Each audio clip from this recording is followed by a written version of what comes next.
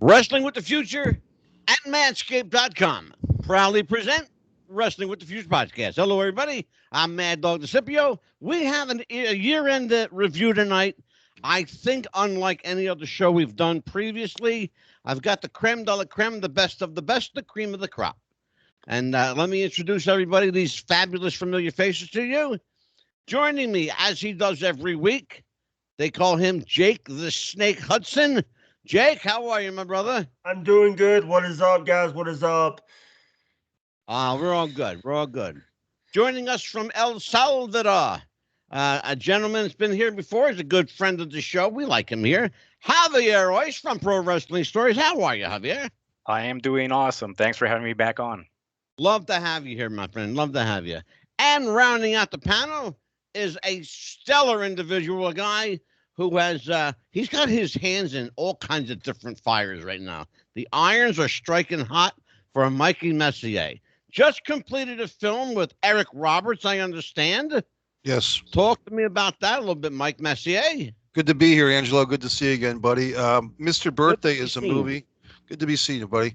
And happy holidays to you and your family up north. Thank you. My best to you. Thank you. So I was just in Rhode Island. We had this premiere. Eric Roberts was there. There we are. Eric Roberts and myself and the gentleman from Dazed and Confused. Jason was the star of this thing. And it's a fun kids movie. It's getting some nice reviews online. And people can watch it from YouTube Movies or various other video-on-demand platforms. And I play Hank, who's part of the International Birthday Network. So this is a kids movie, but the best type of kids movies, Angelo, are ones that adults can watch too without, feeling sick to their stomachs. So absolutely. It's a good movie, and thanks for mentioning it. Oh, quite. Look, I have a little connection with Eric Roberts. I did a little bit of work on his behalf. He and Burt Young back in the day on the set of Pope of Greenwich Village. Yeah, I think that's a big part one. Of my history you don't know about. Nice. With Mickey Rourke too, right? Mickey Rourke was in that one? Yes, sir. Nice. And there's handsome Javier behind me right now. I want to start off the show with kind of the best and worst of 2021. We do these shows every year. The year-end review, what went right, what went wrong, how can we make it different? And then, of course, we, as my favorite part of the show, we make our predictions for 2022. We make the predictions for the coming year. It's going to be interesting tonight, given what Javier laid on me earlier in the evening. So that's going to see how that plays into this, Javier. It's going to be very interesting. So let me start with our resident filmmaker, Mike Messier. Mikey, yes, you've been very critical of WWE product.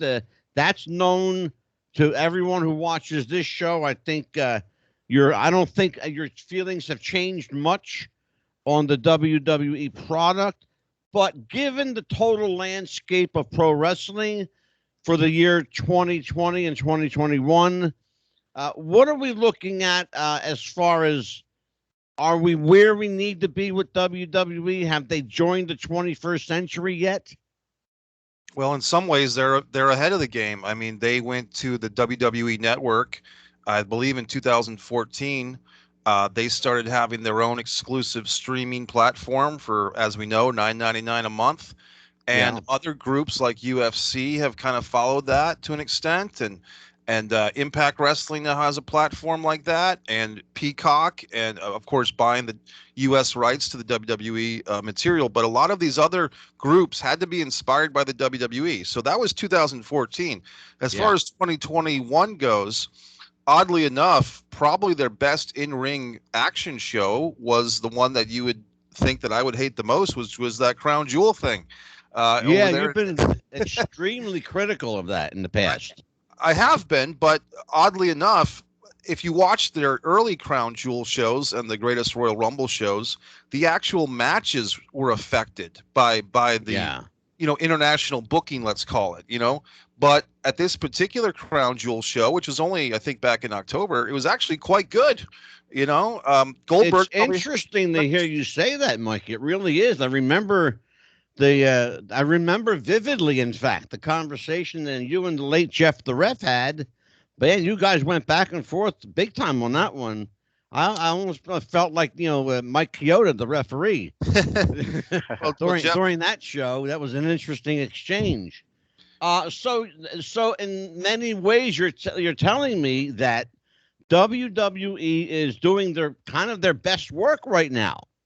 And well, let's put it this way. I don't know about creatively their best work, but as far as financially, with the deals with Fox, the big money from Saudi Arabia, the big money from Peacock, I think what could happen is, guys, it's like something from a Rocky movie. When you get too lazy, you lose that eye of the tiger, and maybe not having the eye of the tiger creatively is hurting the WWE. But as far as the business, whether it's Khan, their Nick Khan gentlemen, whoever's making these decisions, is making some good decisions financially, even cutting people. We as wrestling fans and maybe independent wrestlers or podcasters will criticize them for firing all these people in the middle of the pandemic. But if you're a businessman, that's exactly what you would do. Absolutely. So what can you say? Javier, you heard what Mikey had to say. Do you concur with that? And if so, if you differ, let's hear it. Well, as you know, I'm a casual viewer of the modern product, but I try to keep abreast of what's going on. I do feel like WWE has changed a little bit of their approach on how they want to present the product because of some pressure that they claim there is no competition from AEW. But let's be honest here, to them everything's competition, from wrestling to sporting events to movies. Anything that'll get anyone's attention, anything that'll that needs someone to pay for, that's competition for them. Because remember, they're not a wrestling company. They're an entertainment company. They're there. They want to entertain you in any way possible, and they want your money. AEW, of course, is more geared toward what is more traditionally wrestling, but still WWE is keeping their eye on them. They've changed their time slots for some of their programs, but WWE is like this big elephant. It's moving forward. There's something that's bothering it, but it keeps on moving forward, and with straight ahead and with intent. So I don't see 2022 being that much different in how WWE is going to do things, other than the next in line program that I mentioned to you about them getting college athletes into NXT. It's interesting that you say that. That might be an interesting way where they're trying to. Seems like they're not focusing on the next wrestler, but they want to see if they get star power from it could be they got basketball players, they got cheerleaders, they got swimmers, they got track and field. And that's something AEW is. I think it's like a curveball for them. They didn't think that WWE was going to go that route, and will be interesting to see if AEW implements a certain a similar program. Oh, it's sure going to be interesting indeed, for a lot of reasons. I got a little heads up on a couple of things. I'm going to let Jake the Snake, Jammin' Jake Hudson, have his opinion here, because I got a heads up on a couple of things I'm going to lay on you. Go ahead, Jake. Tell us. Do you agree with Mike and Javier? What do you think? What's going on here? The thing is, I'm trying to say this nicely. I have not watched the product. Only product I've watched was AEW. I think AEW is doing good. I have not watched WWE. I've watched like one episode of NXT 2.0. Sorry. I know that, but like I said in the past, like I've told Angelo in the past, I get like. By the way, people think that Triple H promos are mind-numbing. Watch some of the old NWA TNA stuff with Jeff Jarrett promos. Well, let me ask you, Javier. I mean, Jake, because I'm going to go back to Javier in just a second. Let me ask you a question, Jake. Javier mentioned something interesting. He said that he didn't think that the product would deviate much in 2022 from where it is right now. So, Jake, you do watch some of the current product, AEW, and I know you watch that. I know you watch a little bit of a Ring of Honor. I know that you don't follow the WWE too much at all. But what you do watch, By the way, they just announced that at Hard to Kill Impact Wrestling, Ring of Honor champion John Gresham is going to go 1-on-1 against Chris Sabin for the Ring of Honor title at Impact Hard to Kill in Okay. Dallas. Well, let's keep with the subject at hand.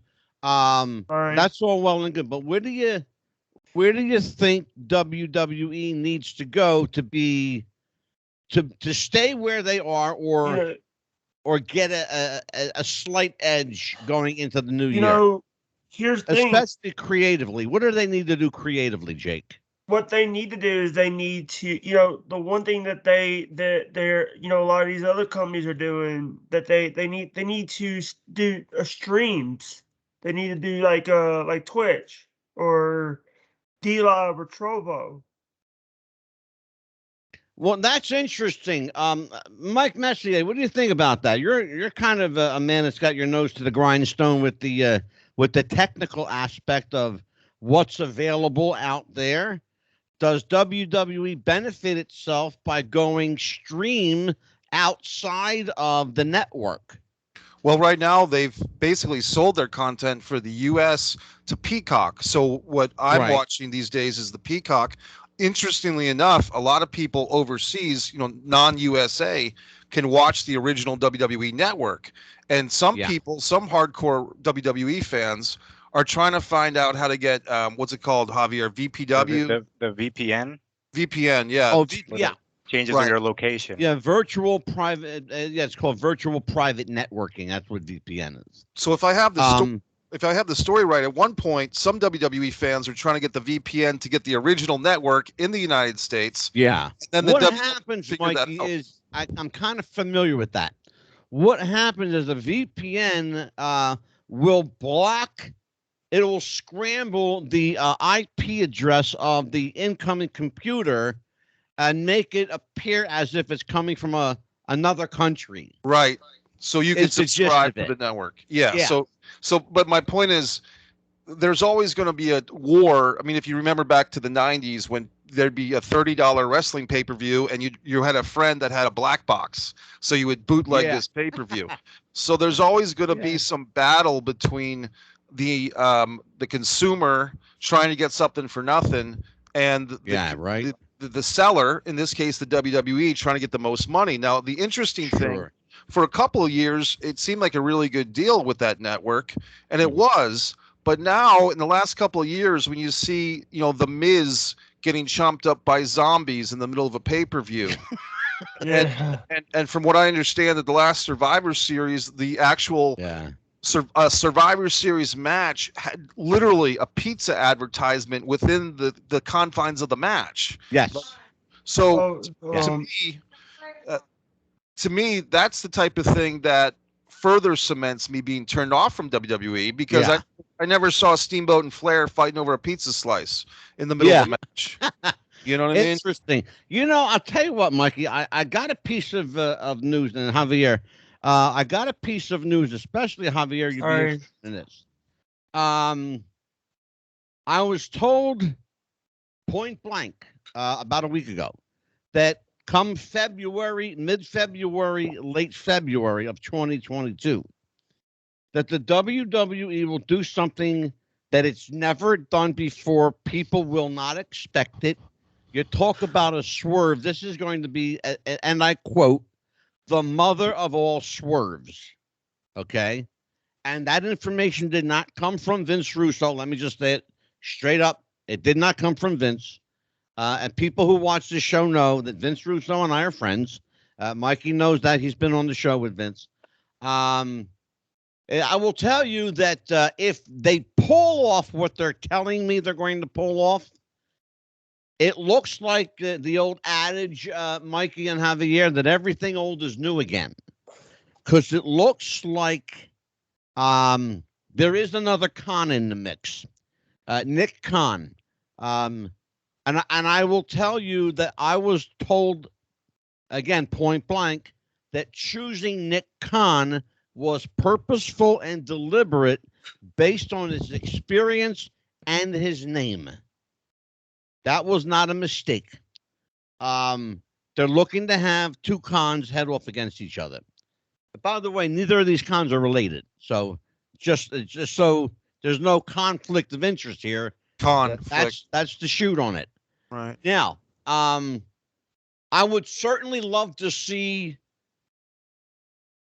I will give WWE credit. I'm in the Mike Messier camp on this. I'll give them credit for what they've done, but they have a long way to go to win me back as a casual viewer. Right now, I call myself a critical viewer. And I call myself, quite frankly, a critical viewer of pro wrestling in general because I don't like what I'm seeing with the product. I don't like the acrobatics.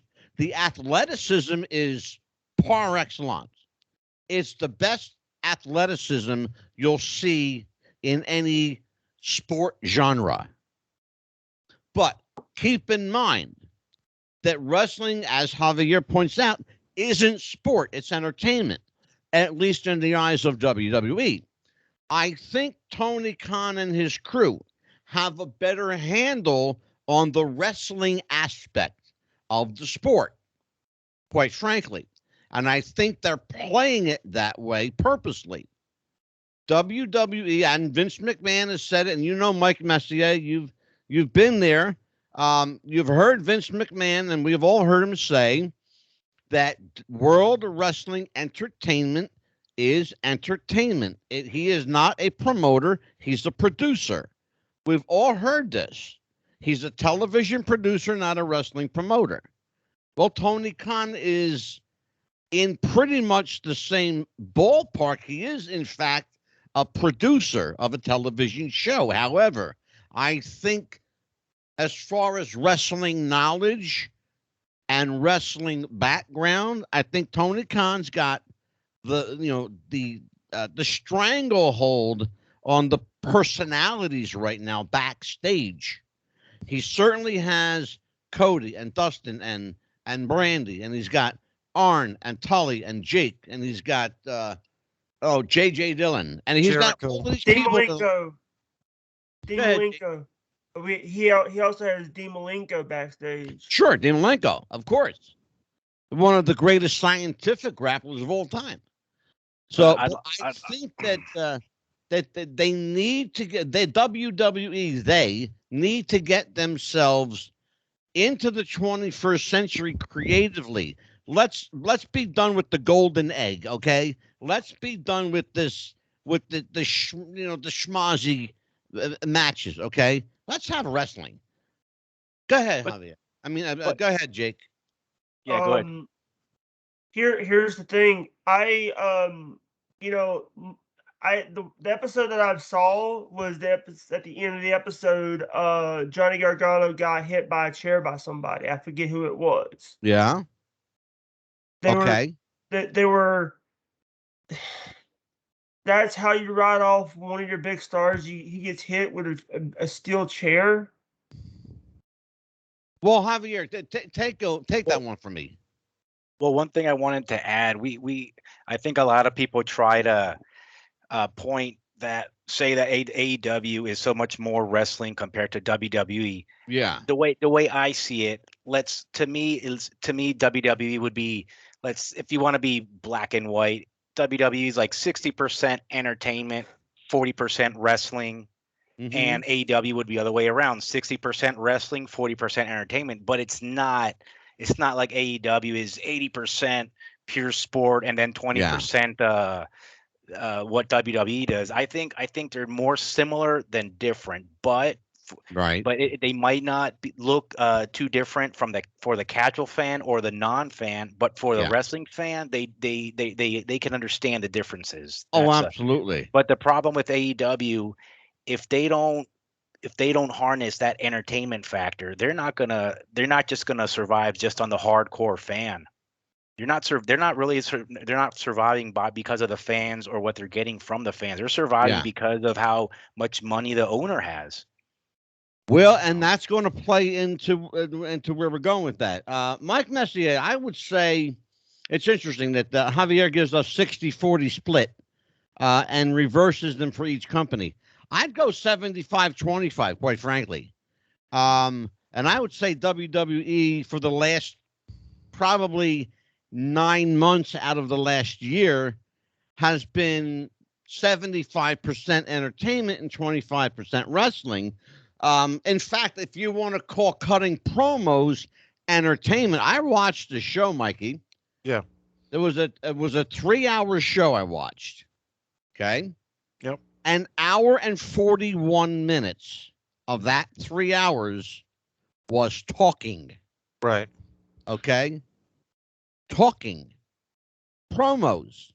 Advertisements for upcoming events. Yeah. There were literally 5 matches in a 3-hour broadcast. That's problematic on a lot of different levels, Mike. That's Well, exactly the reason why I cannot watch a whole show. I cannot watch a whole Raw or Javier, SmackDown. brother, I cannot. I'm there with you, man. And I I just think can't. Mikey Life might is be too there short. with you too. Life is way too short for me to. Yeah, Mikey, Well, are you there with us on that promo bit? Well, here's the thing, guys. I started hashtag Raw Protest back in September of 2018. And at the time, I got a lot of flack from it from the internet wrestling community. How dare you not want to watch Raw every week? Yeah, but I know. I remember that, Mike. Right. But my I point is, remember that too. thanks, John. My point was, how can we sit here and waste our lives on a Monday night? You can go to a movie theater. You can do all types of things on a Monday night. Watch football if you want to stay home. Oh, my God, sure. But I mean, when I hear, and here's the thing, guys. I'm friends with you guys. I'm friends with guys on Twitter, and it's like every Monday afternoon, I get a rumbling in my stomach that in about 6 or 7 hours, once Raw is over, I'm going to see all these tweets about how bad Raw was, and I tweet in the middle of the afternoon, "Hey guys, last week Raw stunk. For the last 3 years, Raw stunk.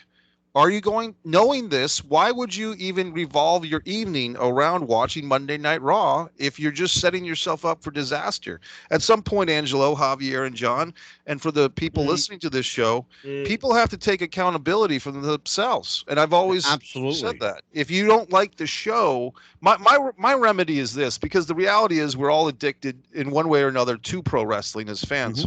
So my prescription for myself with WWE, I watch their pay-per-views and I don't watch their weekly shows. But if something happens that's getting a lot of social media attention, I can always go through YouTube or zip through the show and find whatever it is that happened. But it's not 1998. I'm not seeing what Steve Austin and The Rock are up to every Monday night. I'm not seeing DX, and I'm not seeing Evolution. I'm not seeing things that interest me. So I'm not going to torture myself by watching bad wrestling, like what Javier said. Yeah, sure. I got news for you, Mike. You're not alone, brother. I had Ivan Putski on the show 2 weeks ago, and Ivan was on the show. He was a generous guy. What a wonderful man. And I said to him, and one of the questions I asked him during the show, I said, Ivan, you wrestled for damn near 50 years. The man had a nearly 50-year career. I want people to think about that. Wow. 50-year career in wrestling, okay? He's 82 years old. God bless him. And I said to him, knowing what you know and knowing what you've done, this company that you worked for is taking what you did, what you accomplished, what you created, and basically taking a giant dump on it by what they're putting out now. It's not even the same company. And he says to me, Angelo, and I quote, Angelo, I haven't watched that shit in nearly 20 years. Okay? You can go back and listen to the show. He said, I haven't watched that shit in 20 years. It breaks my heart. We couldn't wait to get out. Now, that's a guy that gave his blood, sweat, and tears literally to that company. Right. Okay? In a career that spanned 50 years. When a veteran is telling you that they're ashamed of the company they worked for and don't watch their product anymore, that's got to speak volumes. I've had Eddie Mansfield here. I've had David Yohanan. I've had, oh my God, I had Jake Roberts here. I had Nicola Roberts here. I've had Robin Smith. I've had Sam Houston. They've all been here. You know, There's Sabisco. and they've all talked about the heartbreak and the grief that they feel when they like Javier. They can't watch but 10 minutes, and they have to turn it off or walk away. God knows I try. I try to watch the show. I really try to watch it, but then Brother, I've tried. but then commercial after commercial and promo after boring promo, I'm like, I like promos. I actually find myself watching the older promos on YouTube more than the matches. Well, But you know what? those are different and I kind of agree promos. with you. Those are And I different kind of absolutely promos. agree with you. And I think because of the era that I was raised in, the promo was what got you to the arena. They had to Well, put the now there are no arena shows anymore, or house shows, they call them. Nobody shows up, really. WWE rented out a 25,000 seat building. They had 6,000 people show up. Okay? They blanketed the entire arena except for ringside. And they had a small section for hard camera. That was it. And it's a staged environment. Go ahead, John. Number one, I couldn't watch like 20 minutes. I couldn't watch like 10 minutes of that programming. But also, by the way, I've also, if I just go on like the YouTube and find like the reviews of it, and I cannot watch Well, that. let's talk about that a second. That's an interesting point. Mike Messier, much like in the film business, a review can make or break a movie. Sure. Okay, so let's talk about that as it applies to wrestling. And Javier, I want your 2 cents on this too. When you watch a review or listen to a review, does it make you want to watch something, or do you go, oh, well, I don't have to watch it now because I already heard it?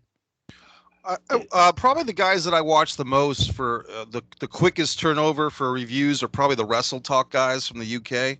Okay, and sure. Ollie and Ollie's actually a pretty entertaining guy, and a lot of times Ollie's a very entertaining guy. I leave comments and I say Ollie should try comedic acting because he kind of has a Buster Keaton type of Charlie Chaplin deal going. But it actually makes me sad because I'll watch the news and look, I listen to the Wrestling Observer Radio because I like hearing Alvarez complain about wrestling, and for what it's worth, I know that Dave Meltzer has a lot of misinformation, but I do find it fun to listen to him. I like his, and that's what Mikey. That's what makes him entertaining, right? Because he's so far off the mark most of the time. You sit there and shout back at your at your computer or your radio or whatever device you're listening to, and go, "Wake up, smack ass, wake the fuck up! This is not what What world are you living in?" Right. Yeah, and here's the thing. Like, sometimes I actually feel bad for wrestling podcasters who do like the post Raw show, like my buddy, like Joe Cronin, and there's others that do post Raw shows or post SmackDown shows. Sure. Because they post AEW shows too. Yeah, they seem very depressed a lot of times, especially after Raw, and angry. And the callers of the shows call in, and they sound depressed and angry. And I'm sitting there like, okay, guys. If this was 1 or 2 weeks a year where the show kind of stunk, that'd be okay. We're literally going on 3, 4, 5 years of bad Raws. Why are these guys watching? Why watch? And I revert back to my first question of the evening. Is there hope for wrestling? Javier, you're a guy who casually watches, and I want to tell people, if you haven't read Javier's articles and with Javier and JP Varga, and I'm sorry, Zarka, right? Yeah, JP Sarga, yeah. Zarka, I'm sorry, I said Varga. And Benny Scala. These guys write from the heart. They're writing as old school, old souls that miss their wrestling. I'm one of those guys. I miss my wrestling. Am I open to today's product? Absolutely, I am. Absolutely. In fact, to prove my point, our last guest, my very last guest last week, was Miranda Gordy.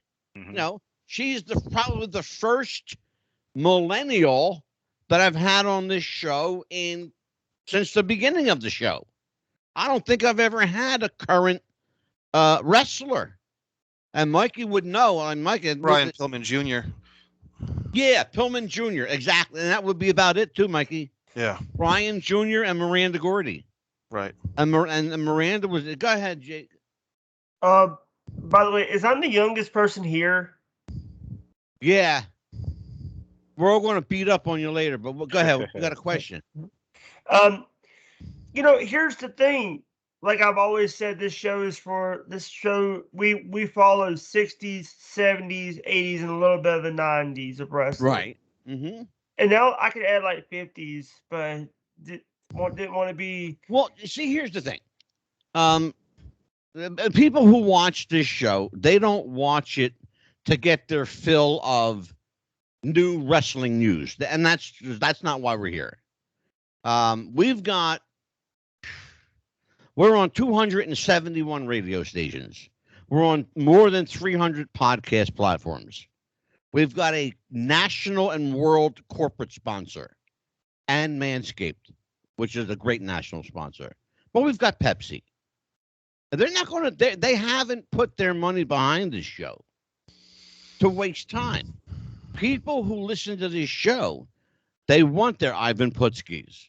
And they the two want TV their shows, Scott two Casey. TV channels, and two TV Yeah. channels. They want their Dominic DeNucci's. Rest in peace. We were by the way, we were the last interview ever that Dominic DeNucci did.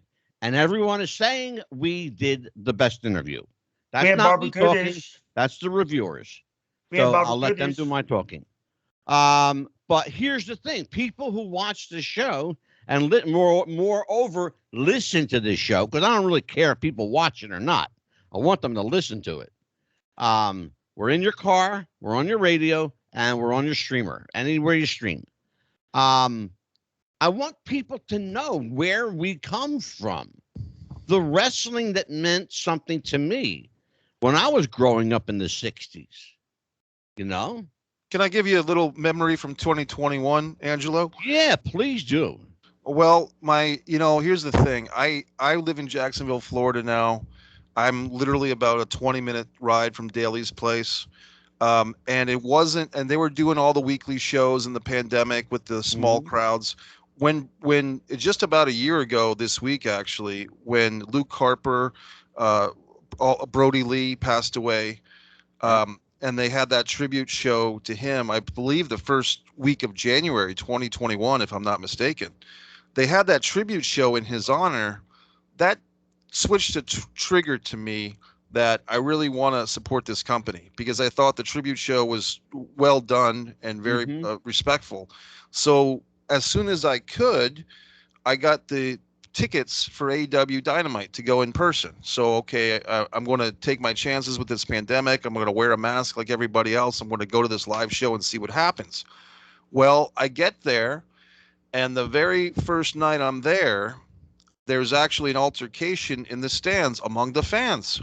Oh, wow. They were doing that Penelope Ford, who's gorgeous, by the way. She's getting married to a wrestler in the ring, and Miro's there as the best man. And the fans near me in the crowd there's a fight going on, a verbal altercation that's getting a little heated. And eventually some fans got kicked out, and then another guy got kicked out. And as I'm watching this, you might think, oh man, were you freaked out? Were you scared? Were you nervous? No, I felt good.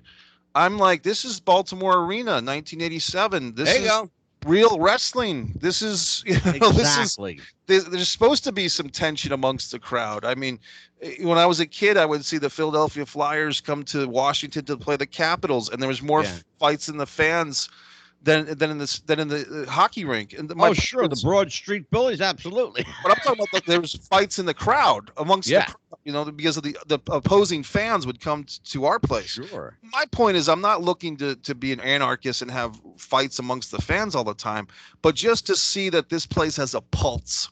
Yeah, exactly. You know what, Mikey? That's an excellent way to put it. Right. That's an excellent way to put it. They have a pulse. I'll tell you what they did. Well, I'll tell you what AEW did for me. That made me, and when they started, in fact, it's funny. Jeff the Ref and I started this podcast on the very day that AEW became AEW. And that broadcast is still up, by the way. Nice. one of the things that we talked about was the great hope that we held out for AEW to salvage wrestling. What they did recently, in recent years, I should say, that kind of solidified the heart element for me was when they embraced Owen Hart's widow and brought her into their fold. Here's a company that didn't have to do shit for Owen Hart or his family, but went above and beyond and then some in bringing her into the fold. Okay? And for that, the World Wrestling Federation or World Wrestling Entertainment, whatever they want to call themselves, they should be absolutely ashamed of themselves. They should be absolutely ashamed. Luke Harper, Brody Lee, when he passed away, the day he died, this podcast took to the airwaves and did a full-out tribute to Brody Lee. You can go watch that as well. One of the things that should have happened was WWE should have stepped up to the plate, offered their condolences to his child and his wife, and offered the help. They did not. They didn't do anything. AEW stepped up to the plate and took care of everything. Go ahead, John.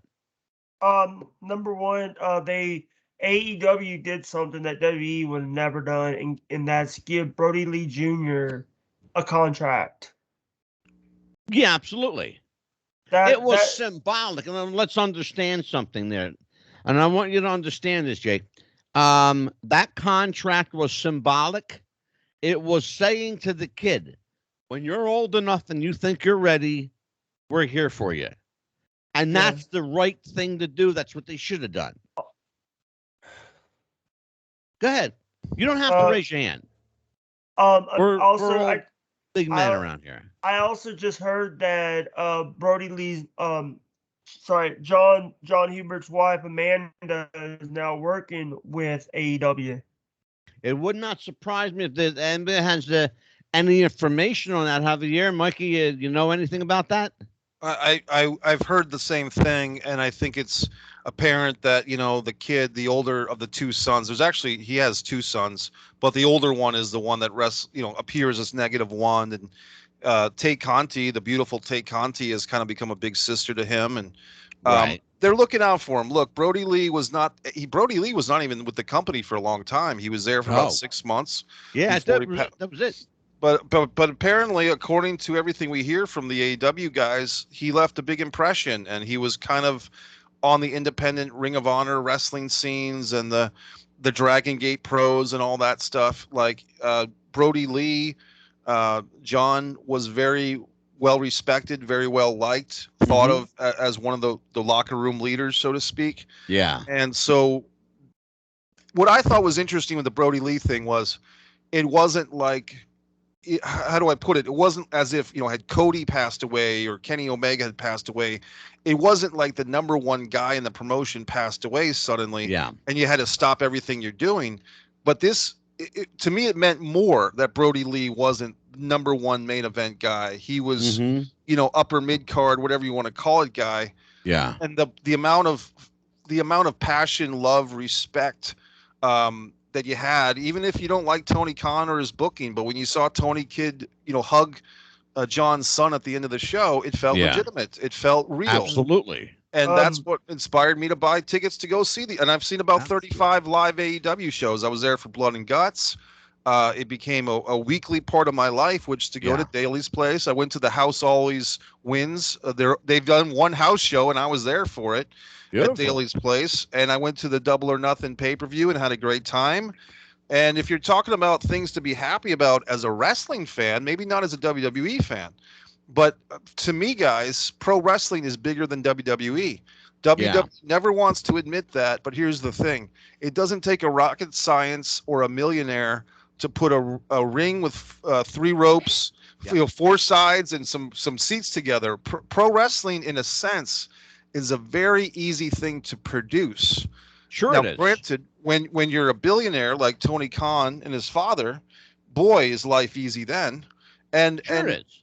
my point for a long time has been Tony Khan doesn't really need to make any money with AEW. In fact, he can lose quite a bit of money. If nothing, this is the action figure set for a rich guy. He's got his wrestlers. He's surrounded by beautiful women wrestlers, if that's his thing. Why, when we as fans can just enjoy what he's bought for himself, this wrestling company. There you go. Go ahead, Jake. Number one, we're forgetting one thing. John Huber's a former TNT champion. That doesn't look. We're not even talking about that. We're talking about the human element. Yeah. Understand this. Hold on a second, Jake. Because we're talking about the human element here. All right. Sorry, my bad. What's important to understand is the linchpin for me is when Karen McDaniel and Barbara Goodish and Carol Snuka all tell me that the company they support is AEW. And they speak so highly of it. What does that tell you? Their husbands made money for World Wrestling Federation. They made millions in their careers. Millions in their careers. But when their widows want nothing to do with that company and, in fact, embrace AEW, Barbara Goodish says they're the most wonderful people around. And shout out to Barbara Goodish. Thank you for my Bruiser Brody Wrestling's Last Rebel book and the accompanying 3 CD set that came with it. Thank you, Barbara. I love you and Merry Christmas to you. It's sitting proudly on my video shelf right now. But here's the problem I have. There's a company here that's got a long, long history of doing wrestling really, really well. And now all of a sudden in the last few years, they don't want to be known for their wrestling. If I'm a businessman and I've got that kind of company and that lineage under my belt, I would want to exploit that for everything I could. Javier, am I making sense or am I delusional? I mean, I see it like almost like brand confusion for the consumer.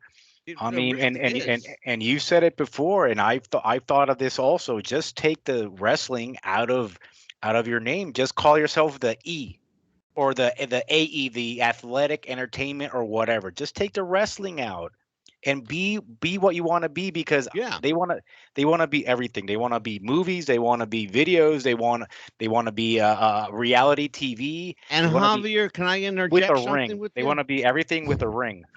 Let me interject something, Javier, and then I'll let you continue. And you're absolutely right. They want to do it all. They want to be it all. Here's the problem. When you're so concentrated on being everything, you're not focused on being anything, any single thing.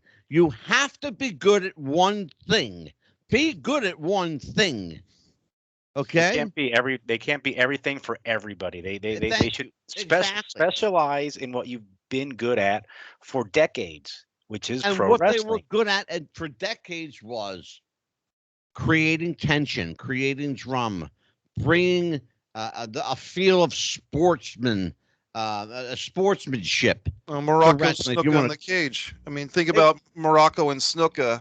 Yeah. Even before that death leap in '83, just at the beginning of the match, a friend of mine, Ted Rayo, watched that. He wasn't even a big wrestling fan, but he said, "Mike, you can see the tension of Morocco. They're sweating. Snuka." Yeah. You're not getting that with Drew McIntyre versus Bobby Lashley at WrestleMania. No. When the babyface, who's been brought up for months and months to conquer Bobby at WrestleMania, it's the first match on a 2-night show on the first night, and the babyface Drew submits to a full Nelson. And if the thing is, guys, we heard about that Kenneth Mobley situation. She was a young writer who the WWE hired, and she went on a podcast and said, "Oh my God, it's so exciting! I just got hired by WWE, and I've never watched wrestling before, and I don't know anything about these people." Well, doesn't that insult a guy like Mikey Messier, who worked very hard to get a job interview for the WWE in 2007? It does. So when I see that they're hiring people with no qualifications, no interest, and are just there. They won't hire a guy like myself. Then why should I support this company, brother? You and I have talked about this publicly. We've talked about it privately, right? You know, you and I have done this. This is an old song and dance with you and me. We've talked about it on this show as well, and in fact, at some length. It is not only an insult to the fan; it should be a supreme insult to those individuals that you have to work for and with, that you have to write for and with. Okay? Yeah. Think about this. There was a woman, I guess maybe 3-4 years ago, that wrote something on Twitch about some angle she was, Mikey, remind me of it.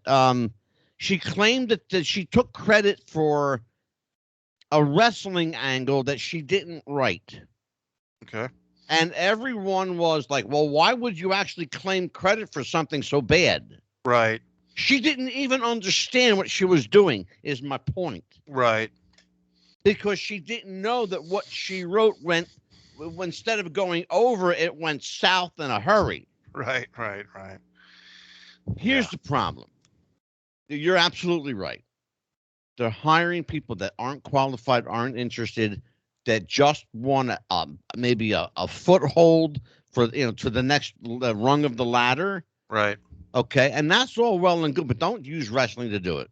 It's the Mandy Rose Otis out there. If you're a writer, if you're a screenwriter, if you're a prospective television writer, do yourself a favor. Stay in community theater. Go into the film business, but stay the fuck out of wrestling. That's right. Twice I dropped an F-bomb in the show.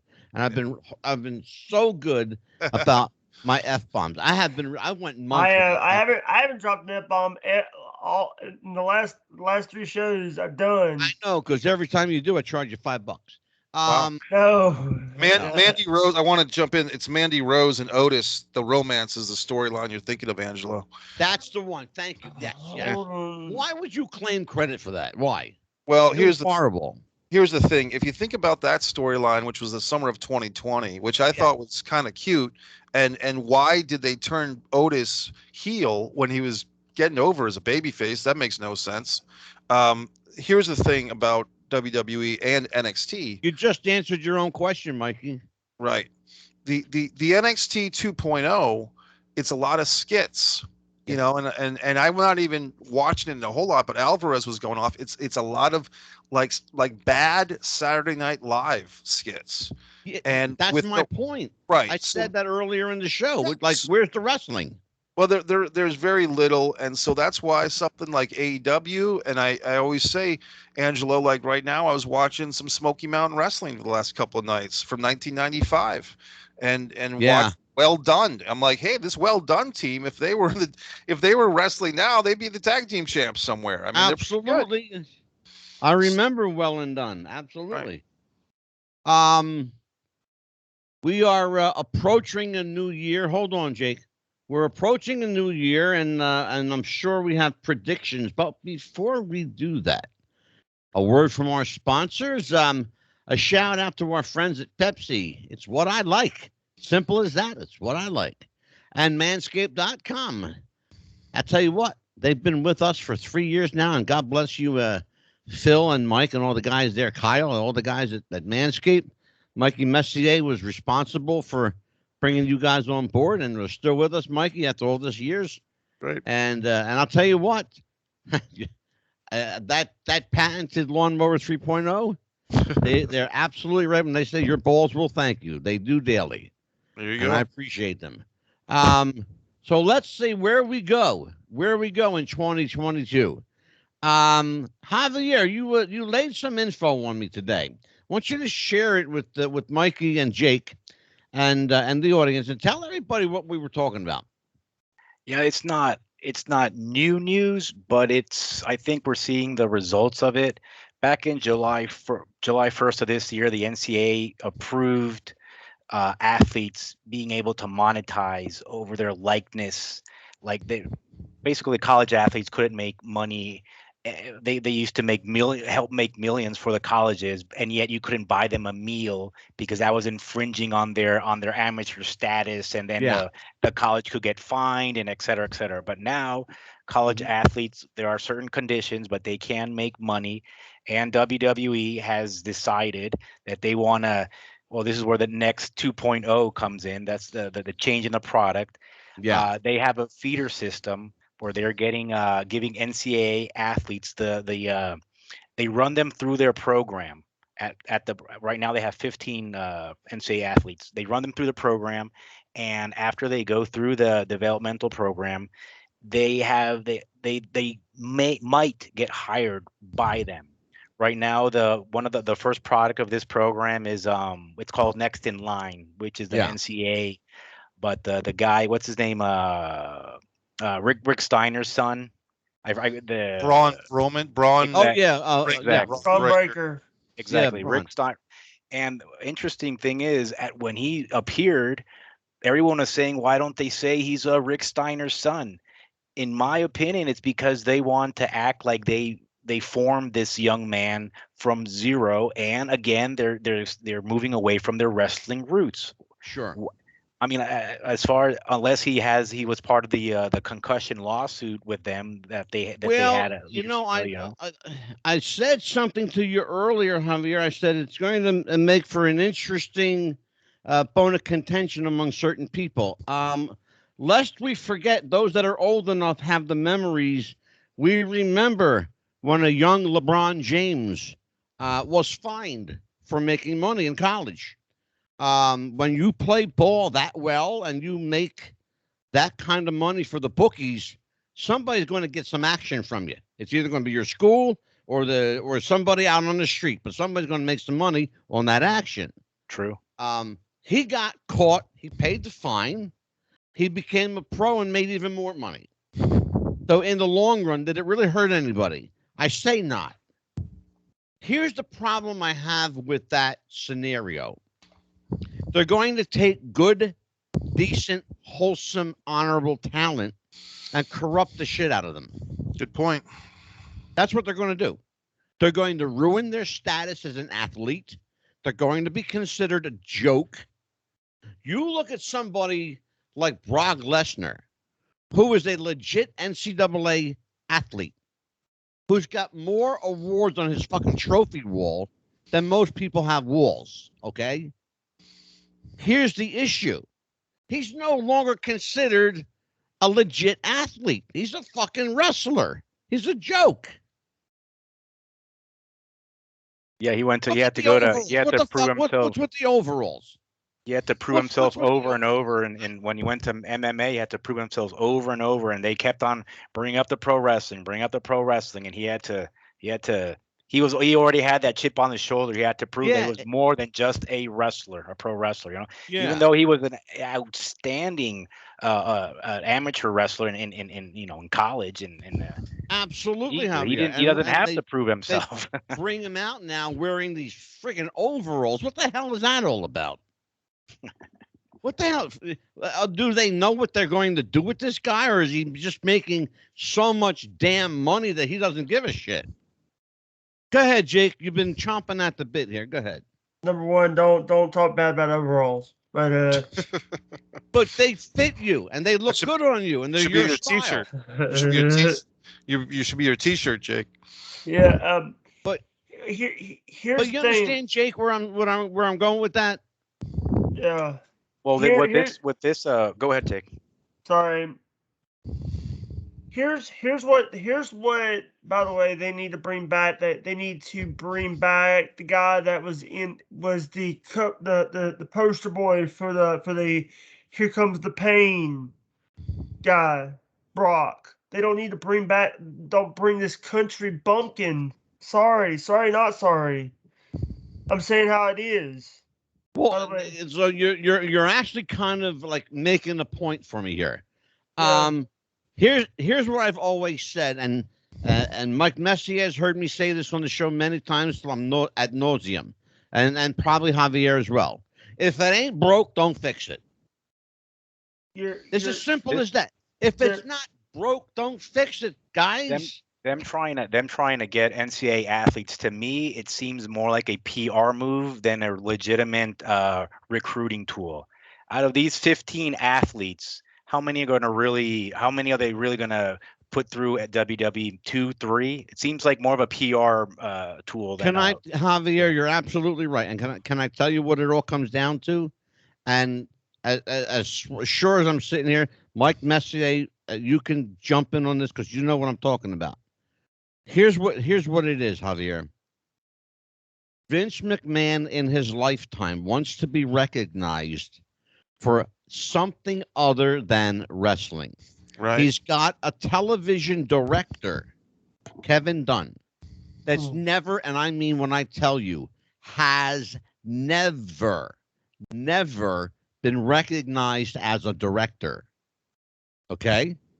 They don't even know if Kevin Dunn is in the director guild, okay? That's how sad that situation is. Vince McMahon wants Kevin Dunn desperately to win an Emmy. Okay? Hold on, Jake. Put your hand up. Sorry. He desperately wants him to win an Emmy for television directing. That's going to happen when Jake is nominated for an Academy Award. It's not going to happen. It's never going to happen.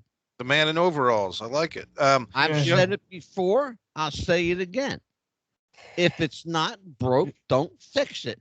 The problem, Javier, and you mentioned it in your statement, they take these incredible athletes that aren't broken and they break them. Right. And They athletes, take these guys at the Performance Center. These guys at the Performance Center. Mike, tell me if I'm lying. No, you're right. Have to have a minimum of 10 years experience in the indies to get to the Performance Center. And when you're there, they retrain you. Everything you thought you don't know now. They want you to do it the come out of there. way. Everything that brought you there is what gets you kicked out. Well, So why they're taking people from the indies is beyond the fuck out of me, okay? I just don't fucking get it. there seems to be a lot of power plays going on behind the scenes. There was reports of Triple H having heart troubles this year, and Bruce Pritchard and Vince Jr. coming into NXT. Here's the thing, guys. If there was two names to symbolize what Angelo just said of the WWE breaking what doesn't need to be broken, it's Karrion Kross as Demolition Kross. Yep. And it's Keith Lee as Bearcat Keith Lee. These were guys that were over on the indies. They were over in NXT as themselves. You could probably put Donovan Dijakovic in that group as well. He got saddled with a horrible gimmick, which he's finally coming out of. And instead of just letting these guys be over as monster babyface, monster heels, they tinkered and they tinkered and they tinkered and play with it till it's broke. And Karrion Kross he's going to have to dig himself out creatively, which he's trying to do. A guy like EC3, that was 3 or 4 years ago. Can I share a story with you? Sure. The late Brody Lee, right? John Huber. They took him into WWE and they made him Luke Harper. All right. I had Barbara Goodish on the show, and Barbara's a dear friend of mine. She's been on the show half a dozen times. They were supposed to take Brody Lee. That's the name he worked with for years on the indies. Brody Lee. He called himself Brody Lee because of his resemblance to Bruiser Brody. Spelled differently, but the inference was there. When you looked at Brody Lee, you couldn't help but be reminded of Bruiser Brody. They were built almost identical. They had the same wild look, the same hair, the same beard. It was a natural fit, but not for Vince McMahon. He killed the idea. It's like he came there with the idea, Javier, of being the next Bruiser Brody. Okay? And Barb Goodish knew it. It's the whole Rhonda Singh being turned into Bertha Faye once again, over and over and over. There you go. Rhonda Singh, a happens character in who worked for years, 2022? you know. What do we do now? We've got this scenario playing out with prospective, amateur athletes. And again, people have a very short memory. Back in the 1960s, and I'm sure, Mike Messier might remember this because he's probably as old as I am, even though he won't tell anybody that. He won't tell anybody his age. Back in the 60s in Soviet Russia, athletes were paid, whether they were college athletes, pros, amateur. They were paid because you got paid for your work in Russia. And when they tried out for the Olympics and were paid athletes and told that they were, ineligible, for amateur status, it didn't bother the Russians because they knew they had any number of paid amateurs as long as they were amateur. Paid amateur and paid pro to me is the same thing. If you're being paid, you're a pro. In a sense, there was no such thing really as an amateur athlete, is basically what we were talking about later on. But in the 60s, they all made the Olympics. Every one of them made the Olympics. They fed them right. They juiced them up. They got them big. They got them strong. And they conquered almost every sport that they entered in, particularly boxing and weightlifting. Lest we remember Vasily Alexiev. The man was huge. Legit one of the strongest men in the world. Go ahead, Mike. Too, right? I guess, for me, if you want to look forward to 2022, my advice to the pro wrestling fans out there is watch what you want to watch. But I would encourage pro wrestling fans to remember you're not obliged to watch wrestling that doesn't service you. These guys are making their money. You are the consumer, but you have other things and other talents besides being a pro wrestling fan. And it might sound condescending or it might sound simple, but I'm telling you, I know that there are guys out there, some guys that watch my videos, who are so wrapped up into wrestling, they don't go to movies, they don't talk to girls, they don't do whatever because they're too into wrestling. So you got to moderate your wrestling. Thought, brother. It is. You know what, Mikey? You're absolutely right, but it's a scary thought. Right. That there are actually people out there that are so into pro wrestling that they have no life, no social life. Forget about social life. They have no life. And that's what this pandemic has made things worse because now people feel like they connect with the wrestling, but what I fear is a lot of people live vicariously through the wrestlers, that they think in some weird way that they're going out with Alexa Bliss or they're going out with Liv Morgan, but you're not. So why are you sitting there fantasizing about their gifts or their memes or their Instagram page? Yeah. People really have to make that separation. These are people that I watch on television once a month or once a week, but these are not my friends. Well, Mikey, actually, Jake made that point last week when Miranda Gordy was here. That these people think that they know Alexa Bliss or they know this Liv Morgan or they know this other person, and of course they don't, but they're so familiarized with the product they think they know the individual. Can I say something? Of course you can. There's a guy on Twitter that the reason why I said that on the show last week is because there's a guy on Twitter that made so many freaking accounts. Sorry for the language. I'm trying to curb my language. By the way, you dropped the 3 F-bombs on the show. Yeah, I know. There's a guy I don't know. I think his given name was Albert. It doesn't matter what his name is. Made so many accounts saying that he is dating Alexa, and Alexa has told him several times, don't stop. Yeah. And I actually had to say in a tweet, you don't know Alexa. You only know her because of the TV. You don't know her Exactly. personal life. You don't know who her and Ryan and all the people in her life, in her real life. Yeah. You know Alexa Well, Bliss. that's You what don't know Mikey Alexa was getting Collins. at. Yeah. That Oh, actually, Jake, that's what Mike Messier was getting at. The fact that, they become immersed in these people. They forget, they lose who they are, and they take on, this almost other personality, fictionalized personality in their yeah. head. Well, it's Mark David Chapman. I mean, that's the extreme case. Mark David Chapman, who Sure. was so obsessed with the Beatles, especially John, that he murdered Yeah. John Lennon. And so when and people might, oh, you're talking about wrestling. Well, guess what? Bret Hart at the WWE Hall of Fame, 3 years ago, was Yeah. doing his speech, and some crazy fan attacked him. So, but what I was saying for 2022, for my hope for the wrestling fans, continue to watch wrestling, continue to enjoy it, but moderate. Be the word that I like to use is be selective with your wrestling choices. Make the wrestling work for you. Absolutely. You don't work for it. I could not have said it better, Mikey, and I could not agree with you more. Javier, what is your hope for 2022 in the world of pro wrestling? And both as a viewer, and what do you hope to accomplish in the future in the next couple of years with Pro Wrestling Stories? Well, for me, pro wrestling, I always give it a chance. I try to get into it. There's so much wrestling out there today. And just like Mikey says, just like you mentioned, there's more to pro wrestling, more to wrestling than WWE.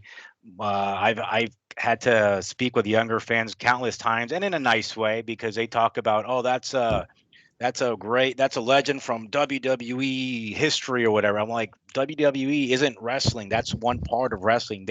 Yes, they own that company now, but this person was an NWA star. This was an AWA star. This person was et cetera, in the territories. Sure. My hope is that wrestling, look, Raw and SmackDown, they are what they are, but I'm hoping that the indies will demonstrate that pulse that Mikey said, that pulse, that grittiness, that emotion. I got into pro wrestling because I could feel the emotion coming out of the screen. I could feel the promos. I can feel the heat coming from one guy to the other, and I'm like, I gotta watch this, Yeah. And that was what got you to watch. I don't like the over sanitation of the product. Everything is clean. God bless you for saying that. Thank you. Everything is clean. It doesn't seem like anyone sweats. No one has. Very few people have body hair. Everyone's got a perfect body. Is this like when men look like men? I mean, I would rather just put normal big guys against another guy. Just don't. Everyone seems so what do you call it, photoshopped and just so perfect. It's just a turn off. You want to hear the perfect wrestling match? George the Animal Steel versus King Kong Mosca. It's like that. That's like, you know where I'm going with that one. That's like big, sweaty, hairy guys. Like a monster movie. Angelo Mosco Jr. has become an internet favorite for world's worst wrestler of all time. I know, it's scary, ain't it? I know, but I mean, once again, if he was around today, he could probably do pretty well against some of these guys. You know what I mean? It's just funny. And just like Angelo, you said the athleticism is obvious. These are great athletes. You see these amazing wrestling moves, but you know what? I rather have wrestlers that I can feel their emotion. When a punch and a kick makes me feel more from a match than about like 5 or 10 flips. Yeah, that's where the There's talent a promotion is. Here, Javier. And Mike, you'll find this interesting too. Javier, there's a promotion here in New Jersey. The promoter of this organization will not allow his wrestlers, will not allow them to utilize the ropes or the top turnbuckles in any way, shape, or form. They must chain wrestle or mat wrestle. They can use the ropes, as a rope run, We can do that. You can run the ropes, but you can't climb them, and you can't try to Undertaker walk the top rope. Like the Great Wall Ender. That's He very won't- interesting. So no It- flippers. What's that? So no flippers in this promotion. So No flippers. flippers whatsoever. None. I mean, it's okay to have a little variety, but my point is, sometimes keeping it basic is better than trying to do too much, because if you do too much, then nothing means anything anymore. Well, it's it's like a and video game. That's a good point, Javier. And here's where I was getting with that, and I'm going to segue right into it. Even though he doesn't allow his wrestlers to utilize the ropes or the turnbuckles, it's amazing to see the reaction of the people. They go ape shit over It's the almost wrestling. like he's almost like They go re-educating. crazy over the wrestling. He's re-educating the fans, and it's little by little in his little. Remember something old school. When the ropes were so loose, you couldn't climb the ropes. If you watch matches from the 50s and sometimes the 60s, if the wrestler would try to grab the ropes for a break, the referee would kick his arms. Yeah. He'd kick the ropes and saying, "Stop grabbing the ropes." Yeah, That was exactly. that. Then more recently, they would grab the ropes and they would break the hold. There was a time that the ropes were utilized to help amplify the drama. For example, if a guy got caught up in a rope and hung by his neck, well, he wasn't going to die. He was okay. But the dramatic effect of a 260-pound guy hanging by his neck from the top and second rope was an impressive visual. The Hangman. The Hangman, yeah. That's how Mick Foley lost his ear with a Hangman gone bad in Yeah. in Well, 1993. it can happen. It's it hasn't happened much in the history of pro wrestling. There's never been a death from it. There's been minor injuries, but I think probably, Mikey, you point out probably the most egregious offense was Mick Foley losing his ear. Right. Because the ropes were strung. The ropes were different because they were overseas, so they had tighter ropes than usual. So he didn't know that. Exactly. But people don't realize that you couldn't. There was a time you couldn't climb the ropes. You weren't supposed to. You weren't supposed to. You were supposed to keep the wrestling inside the ring. Like out of bounds. Yeah, out of bounds. Yeah. So let's talk about. I'm sorry. Go ahead, Jake. You were going to say something. Number one. What about my picks for 2022? Oh, well, what do you think is coming up in 2022? I do see a lot of wrestling in 2022. I see indie promotions like stuff that I've watched, like Rocky Mountain Pro, Devotion, Championship Wrestling.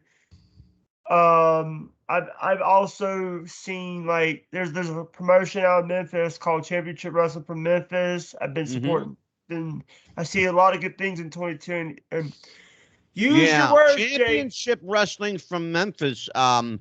It's interesting, Javier and Mikey, what they're doing down there. If you're not familiar, what Jake is talking about is they're bringing back Monday Night Wrestling like they did back in the old days. Like Memphis. Wrestling. Yeah, Memphis. Monday night in Memphis. Cool. I didn't know that. I've had Dustin Starr on my podcast before. I have. Sorry for the plugs. Shameless plug. Okay, well, which podcast? You got about 30,000 of them. Here's the thing, the one that you were just on, and that's the interview.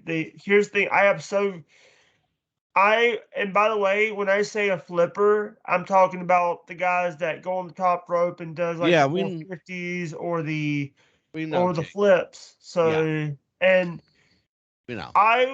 I also see. I want to. Here's something that I want to see. I want to see wrestling. I don't want to see the entertainment anymore. I want to see professional wrestling Mhm. like what Bruno Sammartino did, like Bruno did, like the guys in the old days did. There you go. Not this, excuse my language, not this bullshit. Yeah. Now you're 28, Jake, right? Yeah. We're a few years older than you.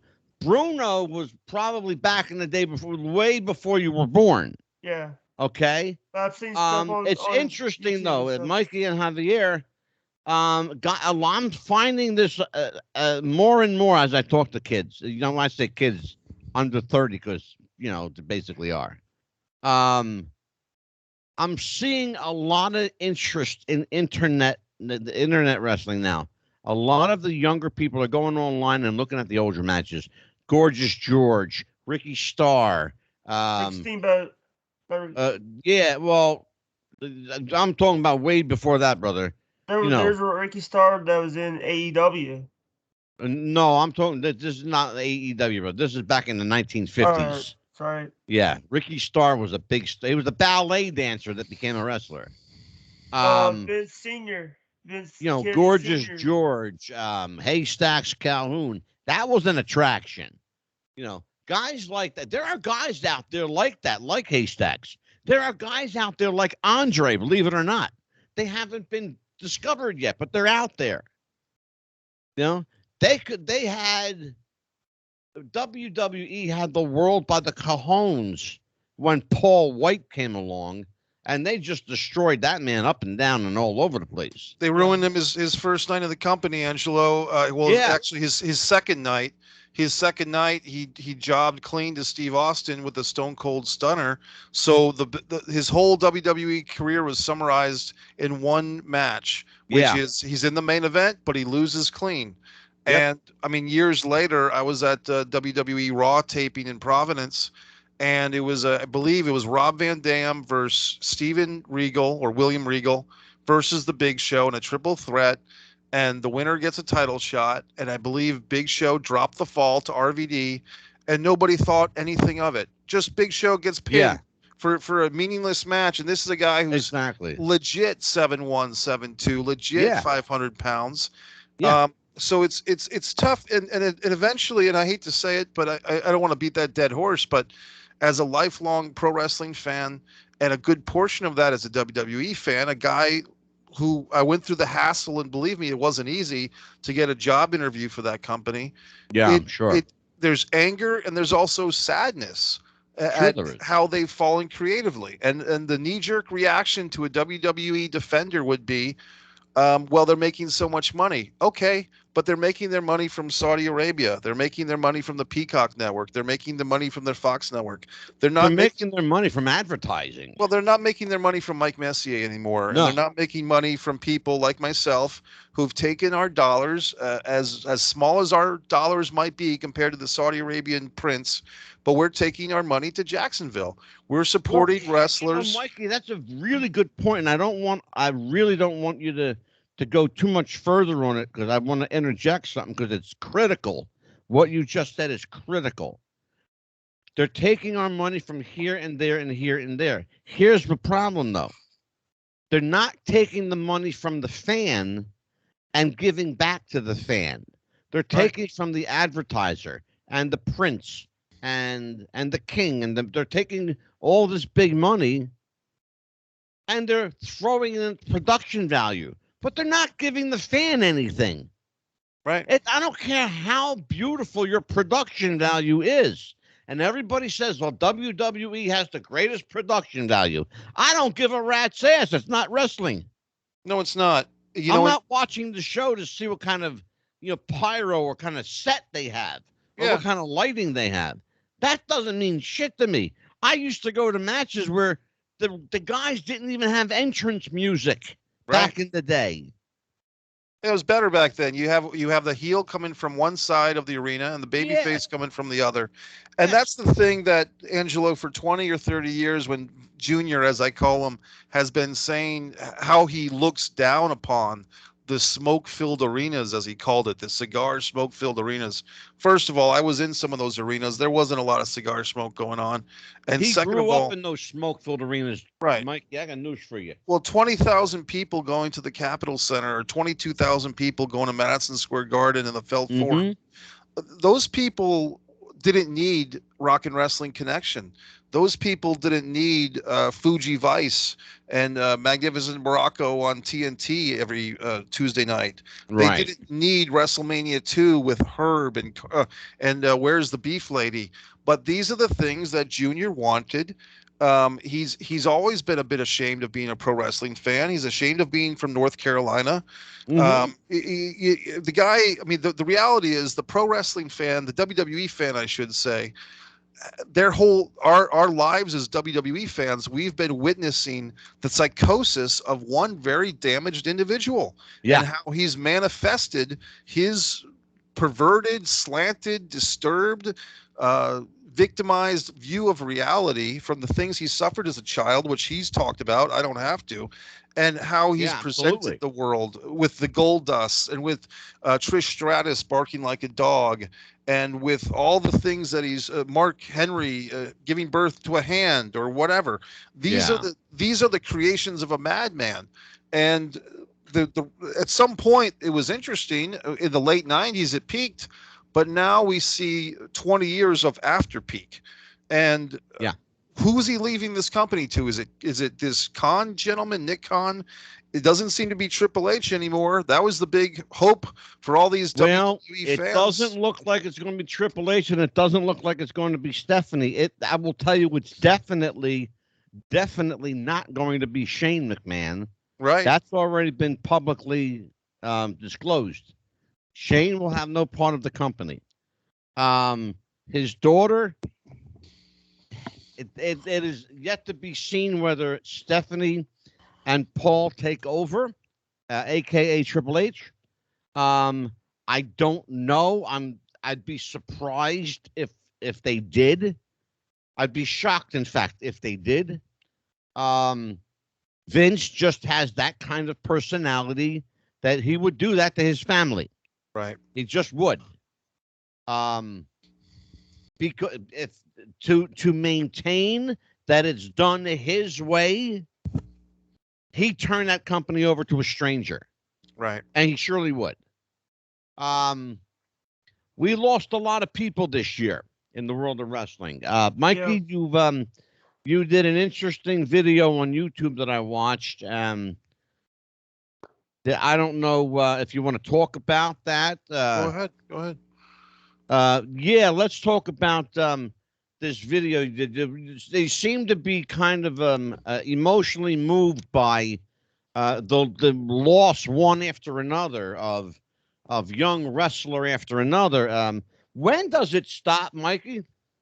I don't know. I think you might be talking about my Patriot Del Wilkes tribute. That might have been it, when I was talking about Paul Orndorff and Butch Reed and Road Warrior Animal. And by the way, we were supposed to have Butch Reed on the show, and he passed away. Wow, that's tragic. Because I mean, I spoke to him a week before he died. Wow. And the thing is, here's the thing. You know, these guys live fast, and sometimes they die young.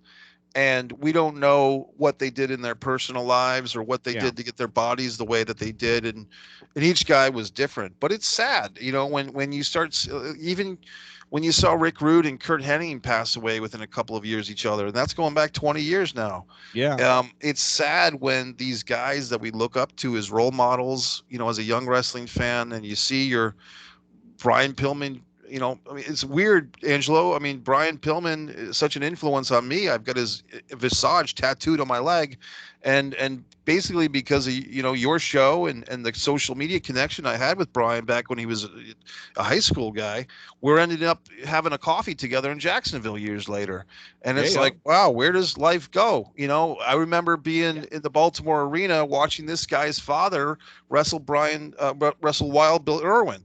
Now that Brian's passed away, and here's his son, and we're having coffee. So, I mean, life is an odd thing, but as a wrestling fan, we get a little too used to our heroes passing away so young. Yeah, interesting. there are some guys that are hanging on, like Ric Flair and Iron Sheik and Hulk Hogan, and and I know those guys aren't perfect, obviously, but I would ask the fans to maybe give some of those old timers a break, because when they're gone, you're going to miss them. Well, that's why I keep saying about this show. You know, one of the greatest compliments, I said it before, one of the greatest compliments we got came from Tony Villano, the president, the founder, I should say. The president is Seth Turner. The founder of the International Pro Wrestling Hall of Fame said, without your show, the memory of these people would be lost to history. Wow. That's what we do here. What we do, and I don't, and I've said this before, and Jake knows, Javier knows, Mikey, you know for certain, we don't discuss match results on this show. We never have, never will. We don't discuss, who's going out with who. I don't care. It's none of my business. It doesn't bother me. Who's dating who. I don't get into people's bedrooms. What I care about is Ivan Putski willing to talk to me at 81 years old, 82 years old? Is Cowboy Scott Casey up to talking? Can I get Eddie Mansfield to break his silence? How about Tiger Conway Jr.? Will he come on and talk to me? You know, the guys from yesteryear. Right. You know, the guy that was with Gino Hernandez the night he died. Wow. You know, what about people like Bobby Boulay? You know, Magnum TA. You had a great interview with Magnum. Yeah, I had Magnum on the show. I enjoyed your interview with the grappler Len Denton. I really enjoyed it. Len Denton, yeah, we had Lenny on 3 months ago. Yeah, great interview. Sarge from the Power Plant, Buddy Lee Parker, real name Dwayne Bruce. The Highway Patrol. Yeah, he was on here with Larry Zbyszko. Larry's been on twice. He came on twice in a week with me. And he'll be back in February too, as a matter of fact. We will have, speaking of what's coming up for this show, January was going to be an interesting month, a stellar month, in fact. We've got Herb Simmons joining us here. Herb Simmons is a virtual walking encyclopedia on professional wrestling. His late partner, Burt Prentice, we just lost Burt. He's going to talk about Burt Prentice. He's going to talk about Bruiser Brody. Going to talk about Bam Bam Gordy and the legacy that he leaves behind. And we've got the Len Denton actually coming back with us. We've got, who else? I got to check my calendar here. Oh, Princess Victoria, to discuss her book in January 6th. We are in her book, by the way. We made her book. We are trying to stay with us. Oh, man, we got a lot of stuff going. We got... I thought we had Karen McDaniel. Karen McDaniel's coming back to discuss her book. Yep, Karen McDaniel will be here. She's been and we were very instrumental in her book. It's funny. I said this on a couple shows back. I've referred 3 people to book authors. All 3 people wrote books, and we're in all of their books. It's great. Yep, good stuff. Beautiful stuff. So, I'll tell you what, man, that was a fast hour and a half. Holy crap. Jake, I'm going to let you start first. Tell everybody where they can reach you, your social, and what you got going on your podcast. Who's up on your podcast? You can find me on Twitter, either at mushroom_Hudson or at Hudson at HUSDON Jake JAKE. That's both my Twitters, Facebook, Ellis John Hudson, YouTube, Jake Hudson. And we are tomorrow, when this is Friday night, we're going to do a Christmas Eve episode, a Christmas Eve of a thing that we used to do on the show. I used to do called Jake's Happy Hour, where we'll jump on a call and talk a lot of stuff. Yeah, because God knows you love to talk, don't you? Yeah. Also, here's the thing. This is actually my 3rd show as a producer in training for Wrestling with the Future podcast. It is. And we are working closely with Jake. We're trying to break him in, and as soon as you become a qualified producer, I'm going to ship you off to Mikey Messier. Oh boy. Yeah. Mike, Both, what do you got you'll coming both go up, to you'll go What's both up go to for watch Mike AEW Messier? shows. Well, shout out to John. It's good to meet you tonight, buddy. The man with overalls. I mean, that could be your gimmick, but for me, it's MikeMessier.com. That's MikeMessier.com.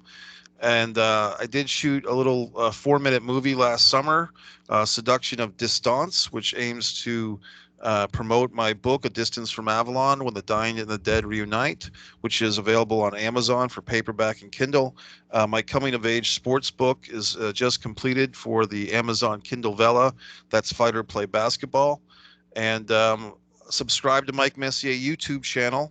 Has a lot of Mike Messier stuff, tons of pro wrestling rants and all types of good things. And Are we still Avalonia Film Festival? yeah, I'm still doing it. You know, I put There you this go. shirt on today for you, buddy. I put the old Wrestling Beautiful. with the Future on. You I know, had that on. Javier's the only one not wearing one. We're going to have to send one to El Salvador. All right, great. I will send one out to you, extra large. No, I'm an L, I guess. Oh, you're Large. a regular large? Yeah. Are you? yeah. Brother, you got to be like me. I'm large and in charge, baby. Yeah, hey, by the way, I got two of these shirts, and when we get done with this show, I'm gonna pull this one off and put it back in the drawer. All right, that's cool, man. That For sounds next like a week. plan. I thought That's you were going where to my say you're going shirt to put it on belongs. eBay and auction it off. No. Because I don't wanna ruin this with my dinner, because this is the other one is sitting right in my dirty clothes waiting to be washed. Well, you So- got There you know you you go. got wrestlers auctioning off their ring worn gear. You can auction off your pod worn wrestling with the Oh, future. don't give him any podcast ideas because he'll do it. I Yeah. heard the Dewdrop singlet was going for a lot of money with certain fetish. Right? Yeah. Unwashed. Yeah, Hey, fresh here's- dew. By the way, I've also on when Paige for her top gifted subs, she gives out like ring worn gear.